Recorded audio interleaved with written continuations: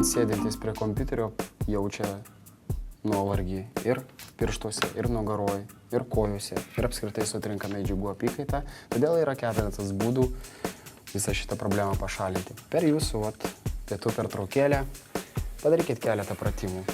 Paprasčiausiai sulenkėt pirštus ir ištiesėt. Sulenkėt, ištiesėt. Keletą kartų padarėt, sudedat rankas, suneriat pirštus ir pasukat riešus. Į vieną pusę, į kitą pusę, į vieną pusę, į kitą pusę. Svarbu ištiesti nugarą. Visiškai tiesi nugarą, lengviausi pratimai darymai, aišku, daugiau tempimo formų. Išsitiesiam, galite į vieną pusę, gali į kitą pusę. Toliau truputį prasitempiam, atvedam kėdę. Toliau patogiai pasidarom savo erdvės. Stalas labai puikus treniruoklis, galite jį išnaudoti. Rankas sudedam, padedam ant stalo, kojas atvedam atgal. Ir paprasti elementarūs atsispaudimai. Leidžiate žemyn, iškvėpėt viršui, darom paprastus atsispaudimus. Tai padarykit keletą kartų ir tikrai pajusit skirtumą. Gerai, vėl kita pozicija, galbūt galite prieiti iš kitos pusės. Tiesiog rankytės padedant ant stalo, stengiatės pusiau atsisėsti ant jų, bet paeina toliau. Ir pratimas tricepsui darot tokius paprastus judesius žemyn, aukštyn. Iškvėpiam viršui. Štai turime kėdę. Tai puikiai pagalba dar padaryti keletai pratimų. Irgi labai paprasta, uždedam vieną koją ant kėdės ir paprasti įtūpstai kėdės pagalba. Padarom vieną koją, apkeičiam ir lygiai taip pat padarysim kitą koją. Taip pat labai patogu daryti pritūpimus, tiesiog prie pat kėdės. Pritūpiam, kelių neišvedam į priekį, vos paliečiam sėdmenim kėdę ir išsitiesiam.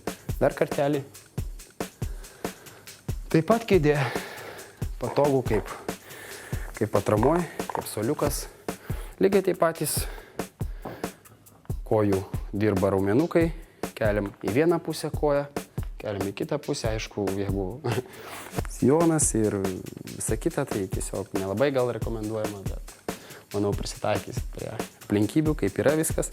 Vieną koją, lygiai taip pat kitą koją, kitą pusę. Prieinam prie sienos, rankas uždedam, kojas atvedam atgal ir vėlgi tie patys atsispaudimai. Žemyn, aukštyn. Iškvėpiam viršui. Taip pat labai puiku tempti, kojas atvedam atgal, kulną prispaudžiam ir taip pat kitą koją. Ištiesiam. Gerai. Ką mes dar turim? Teisingai, durys. Durys taip pat pagalbinė priemonė. Ofise, darbe puikiai galite išnaudoti rankeną, sukambindami rankomis. Ir dubinį atvedam toliau ir darom pritūpimus. Vėlgi keliai neišeina į priekį. Keletas pritūpimų šiek tiek leis sustiprinti apatinę kūno dalį. Ir tikrai jausite žvaliau. Taip, svarbiausia yra fantazija. Yra noras ir tikslas sportuoti, ypač tie žmonės, kurie mažiau lankosi sporto klubuose arba neturi kada lankytis. Todėl mielai sportuoja per savo pietų pertraukėlę. Dar yra kai kurie dalykai labai svarbus, norint pagerinti savo savijautą. Važiuojant tiesiog automobiliu, atvažiuodami į darbą, nesistengite pastatyti mašinos arčiau, reiškia, jūsų darbo vietos.